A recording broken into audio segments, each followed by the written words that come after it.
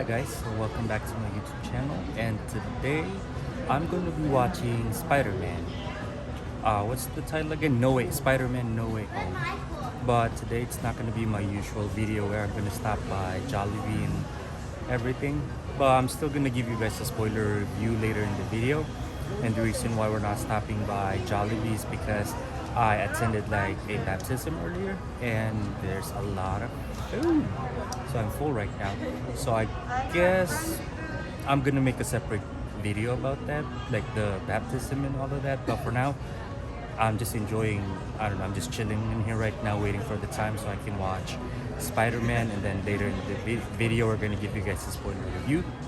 Don't forget to give it a like, a share, and subscribe, and please be kind in the comment section and enjoy the video.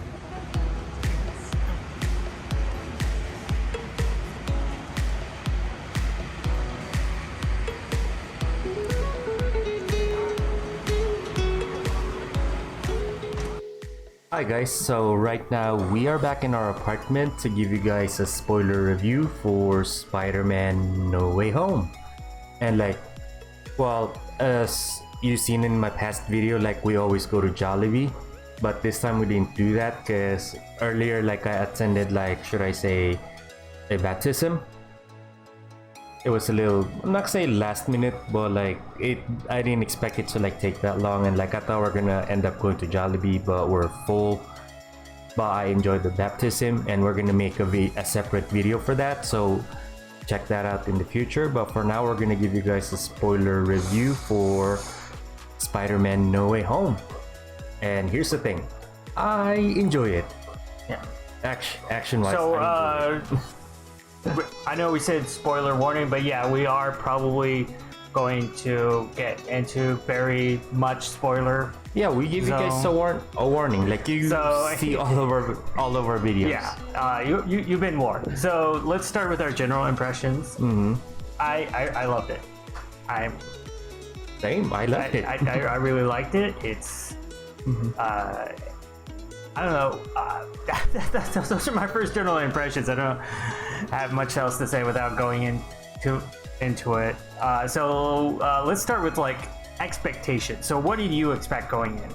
So for me, going into this, I had heard the rumors, the leaks for months, or I mean, probably at this point years, about, again, spoiler warning, Andrew Garfield and Tobey Maguire showed up, right? Yeah, we're in this one. That has been, it's expected. That was leaked so long ago. Well, I think even before it was leaked that the villains would be there.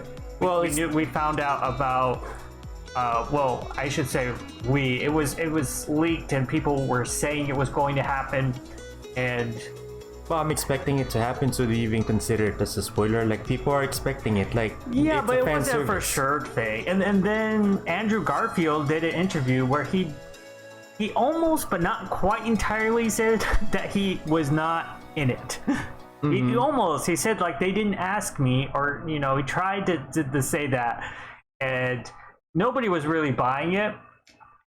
I did think, trying to keep my expectations in check, I did think, well, maybe there is a possibility that they aren't in it, or maybe it's just one of them. That was one of the things I was thinking about. It's like, okay, maybe it's possible like they only bring Tobey Maguire back. But I mean, especially once we saw in the trailer that not only were they bringing Green Goblin and Dr. Octopus back, but you had the Lizard there and Electro. It's like those were villains from Amazing Spider-Man, so it would be weird to bring back one of the Spider-Man but have the other Spider-Man villains in there as well without bringing back Andrew Garfield. Yeah.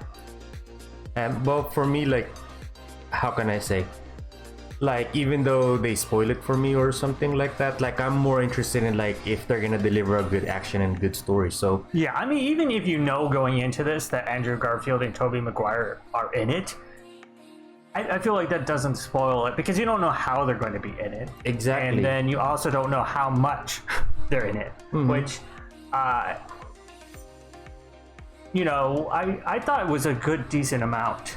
I had heard that, like, there'd been rumors that maybe it was just the final battle or something like that. So yeah. I thought that was a possibility, but and they're obviously not there the whole movie. I think in terms of act structure, it is pretty much just the third act, maybe you would call it. It's after the lowest point for the character, which is usually at the end of the second act, is where the protagonist goes through their lowest point, I think. So yes, I think that would make them there for the entire third act of the film.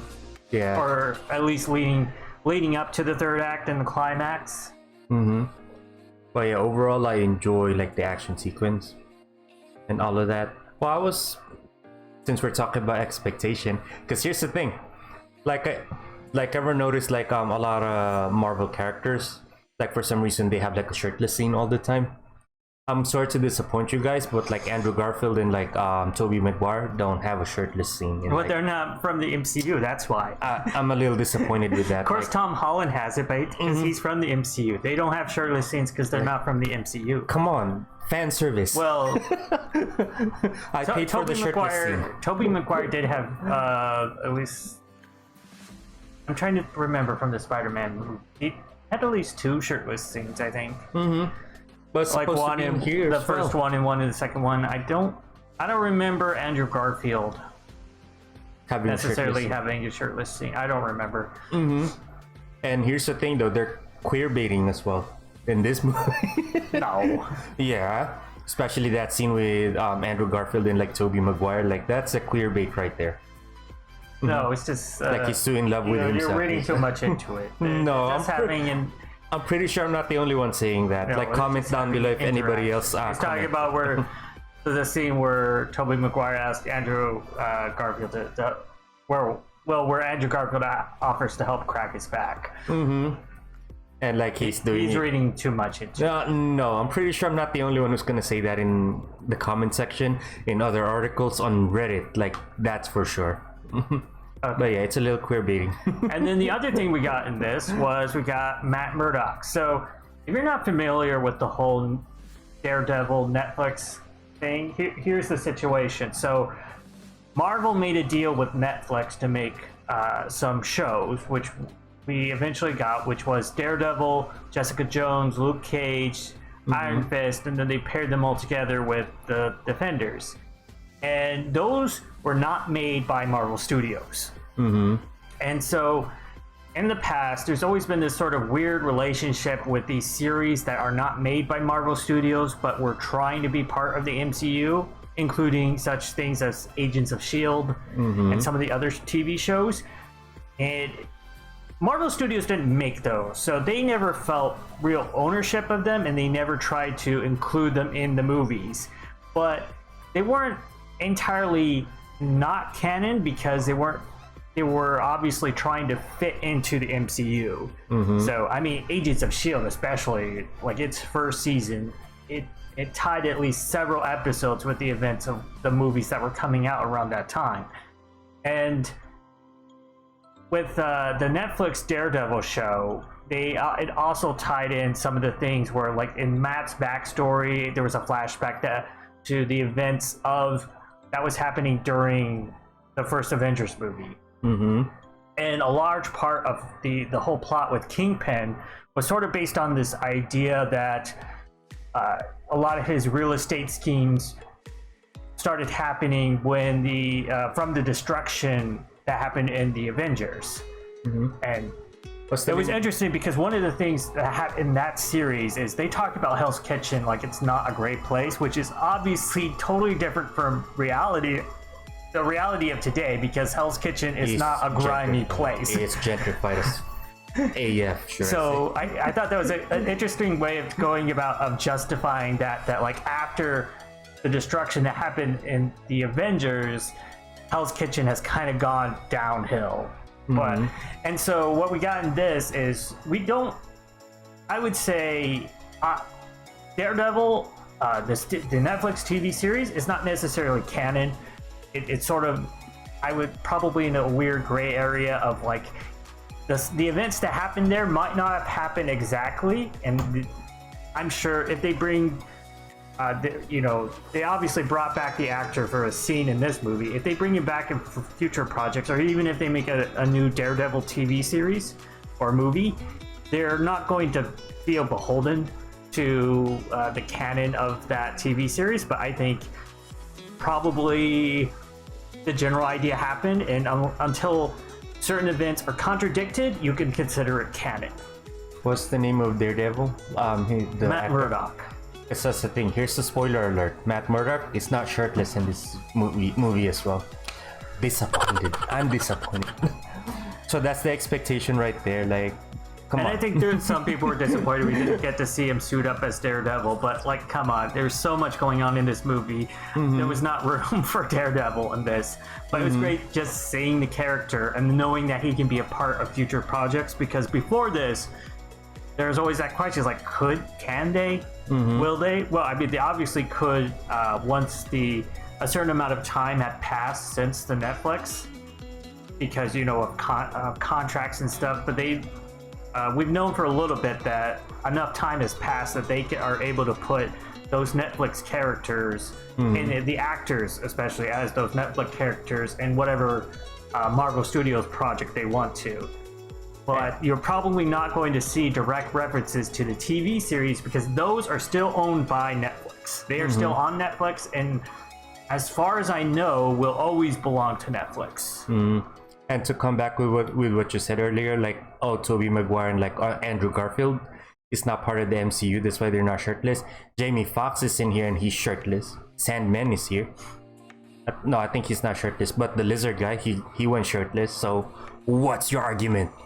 It's a requirement. The lizard is shirtless. Well, of course the lizard is shirtless. So what's your argument? Well, now? actually, a lot of times in the comic books, he has sort of a lab jacket on, but That's the thing.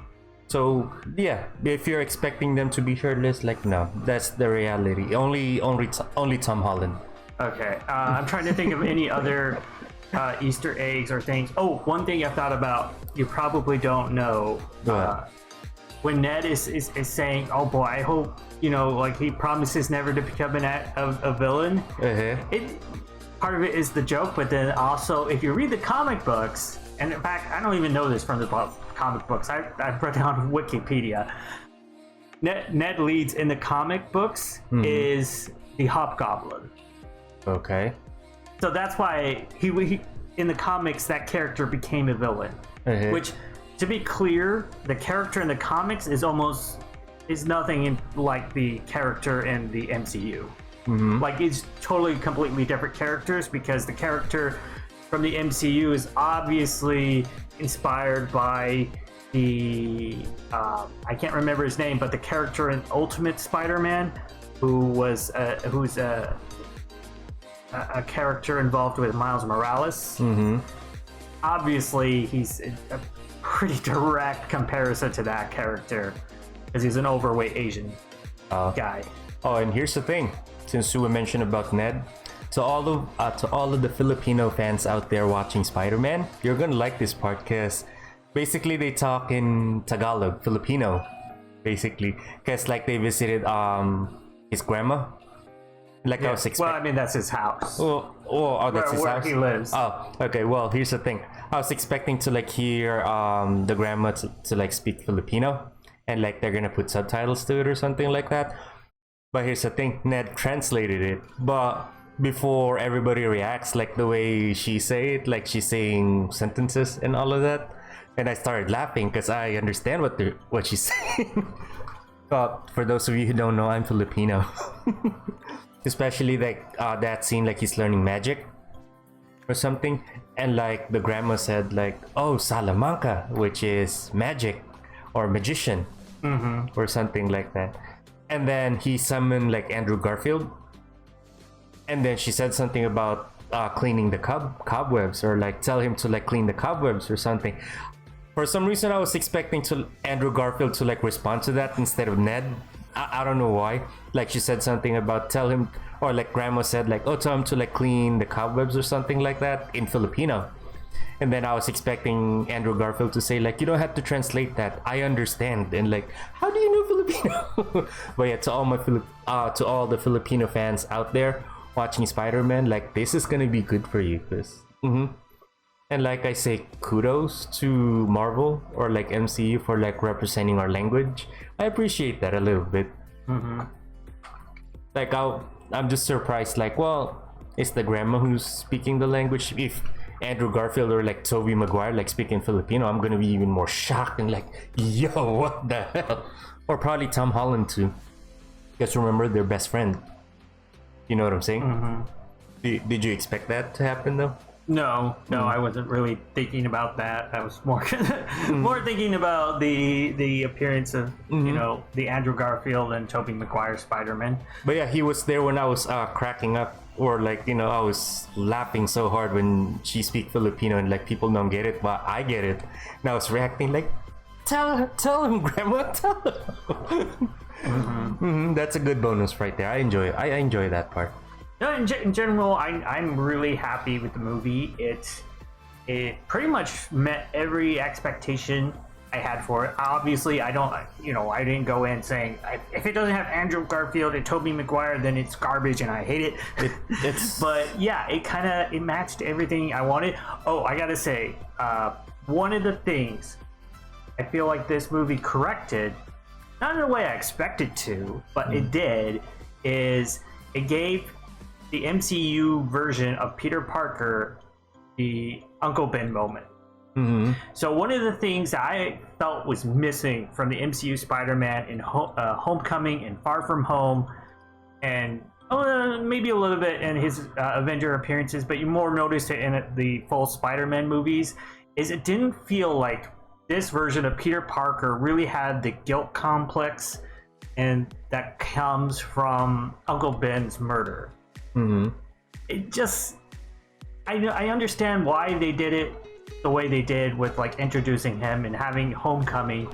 Like they kind of didn't want to go the route of showing Uncle Ben's death again, but it's a major cornerstone of the character, and it felt like it wasn't really there at all. I didn't feel like this version of Peter Parker had any guilt about being Spider-Man, because he just wanted to be an Avenger in Homecoming, and then in Far From Home, he just wanted to, you know, go on a field trip and ask MJ out. It didn't feel like he had that guilt complex, which is always part of the Spider-Man character, and the reason he does what he does is because he feels guilty. He thinks if he had made the right choice, if he had been Spider-Man, Uncle Ben would be alive. Yeah. And so that's what this does. It does it with a different character, Aunt May, but now he basically, I think, is more Spider-Man at the end of this movie than he really was throughout the first two. So it was kind of the slow evolution to getting him to be the kind of what I see as the full version of the character at the end of the movie. And that's one of the things I remember watching Spider-Man, Amazing Spider-Man, that I felt like with the first Amazing Spider-Man movie, I felt like that was a good start to the origin story, but he didn't really feel like he was even there in that movie because he had started the sort of Uncle Ben revenge thing, but then it kind of gets lost in that movie, and then the sequel kind of just tosses all that work aside, because I remember thinking that's not so much a great origin to Spider-Man, but it's like a good first third of Spider-Man's origin. So I feel like that's interesting, coming back to that kind of thought, where I feel like now at the ending of this No Way Home, I feel like now we have that kind of full origin to this Spider-Man, where I feel like at the start of like Homecoming, he really wasn't there.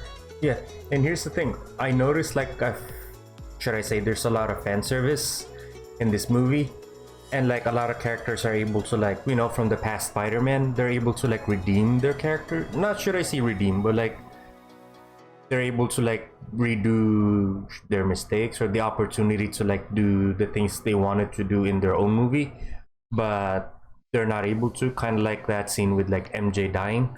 Like at least in this one, like Andrew Garfield was able to like redeem himself, should I say? And like he's able to save like this universe MJ, which is Zendaya, and like, well, he couldn't save Gwen Stacy technically. Yeah. In the Amazing Spider-Man movies, it was Gwen Stacy. MJ never got introduced. even though they actually had deleted scenes from Amazing Spider-Man 2. But that movie was already overcrowded with trying to introduce too many things. But yeah, and here like it's a lot of fan service, especially that scene like she fell and like Andrew Garfield saved her, Zendaya or something, like when he's able to save her and like people are like cheering like whoa.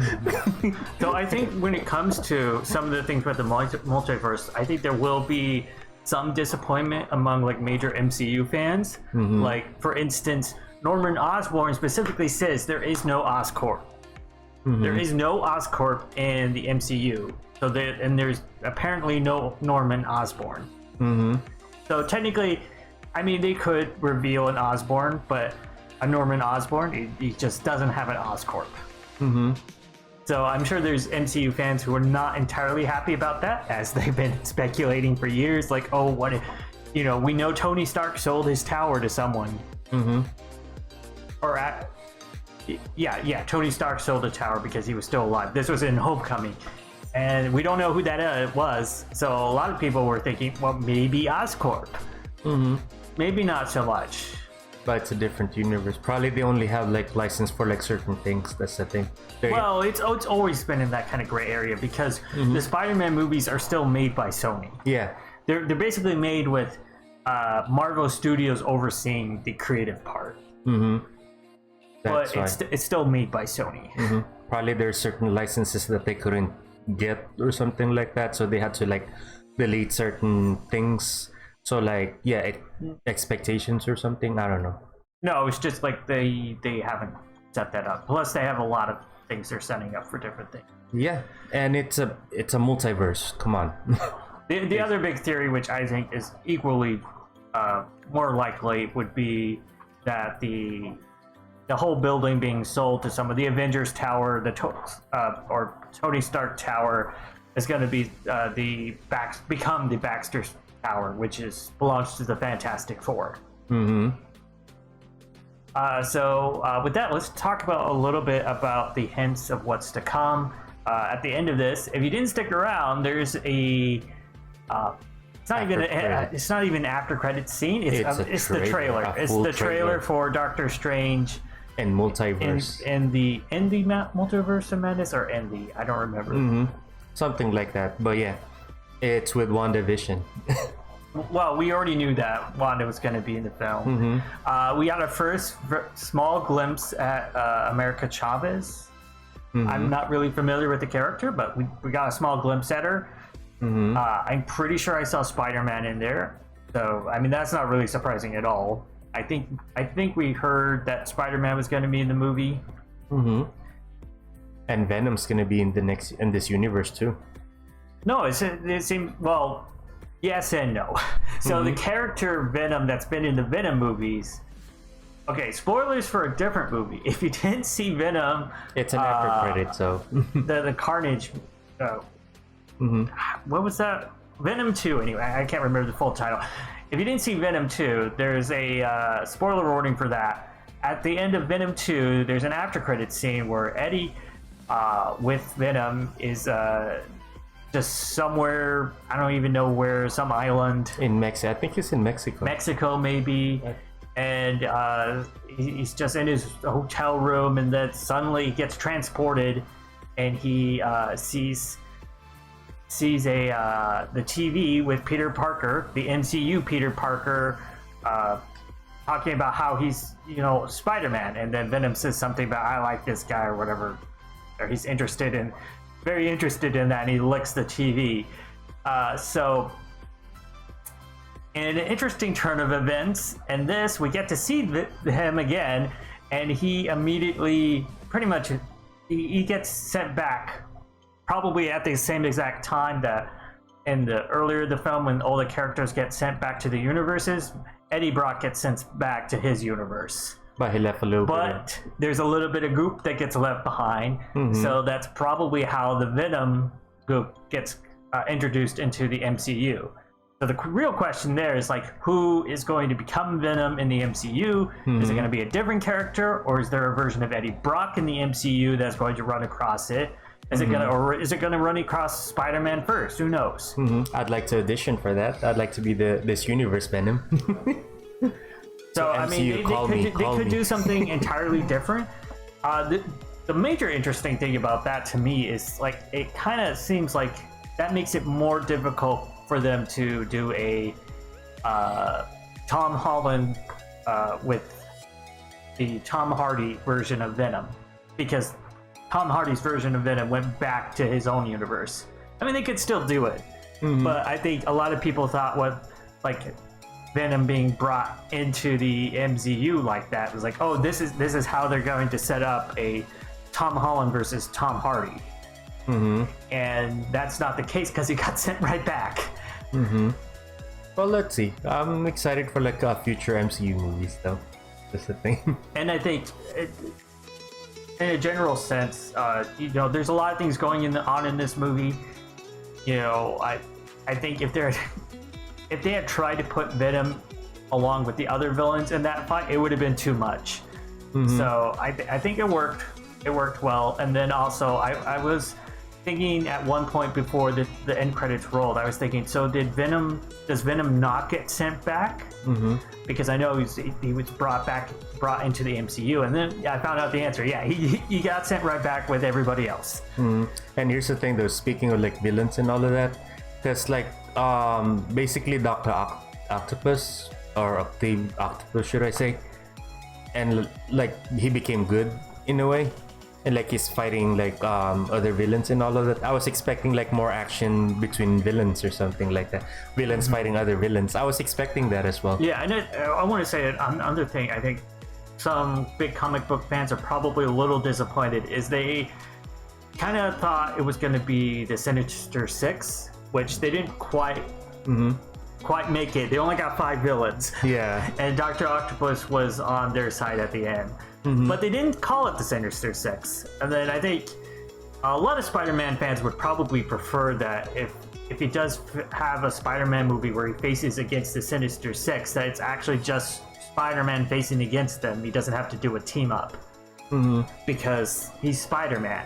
Oh yeah. So I think maybe in the next trilogy they could do a real Sinister Six movie. Yeah. And have either Tom Holland or whoever is Spider-Man. I hope Tom Holland does another trilogy. Yeah. Because I was just disappointed with like the villains fighting, especially Dr. Octopus fighting like other villains and like Goblin and all of that. Just a little disappointed on that part, as I was expecting more action between them, should I say? But they made it very clear, like, oh, it's just Spider-Man versus all these villains. But like, come on, I also like villain versus villain. But overall, like, well, probably because the movie's gonna be a little too long now and all of that. So yeah, understandable. you can only fit so much in the movie. But overall, like, I enjoy the action sequence, though. That's the thing. So what else do you think? I don't know. I think we can wrap it up with our final thoughts. So what's your final thoughts? So final thoughts. I definitely would recommend this movie. Same. I liked it. It was good. It definitely satisfied me. I mean, I will say, just as a quick note, for Spider-Man movies, I usually always like them. I liked Amazing Spider-Man. Even after seeing Amazing Spider-Man 2 in theaters, I was still liked it and was excited for Amazing Spider-Man 3. I liked Spider-Man 3, by the way, as well. So I'm a fan of all the Spider-Man movies. I recognize that some of them aren't the best, and they certainly, upon rewatches, have flaws that stick out more. But I think this one is definitely one of the better ones. And when I think about what Endgame did, Infinity and Endgame kind of fell upon this. It's delivered a satisfying end to like 10 years of like these of the MCU, and this movie it did sort of the same thing. Well, not to the full extent, but the same thing to those like 20 years of Spider-Man movies. That, especially the way that the Andrew Garfield Spider-Man movies left off. You know, it was just kind of ended. Mm-hmm. And even with Spider-Man 3, it kind of had this ending where you didn't know if Peter Parker and MJ got back together. It was unclear. That's answered in this movie. It's pretty clear they got back together. Were able to make it work. And I don't know if it's even realistic to expect future movies, but with like Andrew Garfield or Tobey Maguire. But after seeing this, I'm totally on board. If they were able to do like Andrew, one of the things I think I even prefer more than seeing Tom Holland fight Tom Hardy is I would like to see it be revealed that Venom is the Tom Hardy Venom is from the Andrew Garfield Spider-Man, Amazing Spider-Man world. And I would like to see them in a movie, or even just throw Andrew Garfield into Venom 3. I think that would be way more interesting than trying to have Tom Holland jump back from a universe into Tom Hardy's universe. As you can see, he's a much bigger fan of the MCU than I am. Like for me, I just enjoy like the action sequence. Like I just want to see my money's worth. Like I don't want them to like talk. I wanted it to be action packed. Like all the movie, I just wanted it to be action packed just to get my money's worth. Because come on, like especially movie theaters here in New York City, it's like how much is the movie again?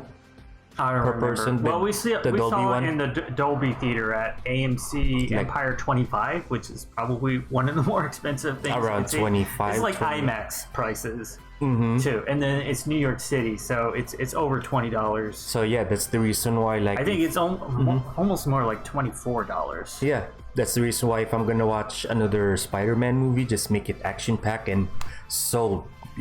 I just want to get my money's worth. When it comes to like the details, like he's more of an MCU fan than I am. I'm just more on like the action side of it or something. Well, hopefully you guys enjoy this video. Don't forget to give it a like, a share, and subscribe. Please be kind in the comment section. And like I said earlier, I'm gonna have like a full video of the baptism I attended to earlier, so check that out as well. And then I'll see you guys in my future video. Bye.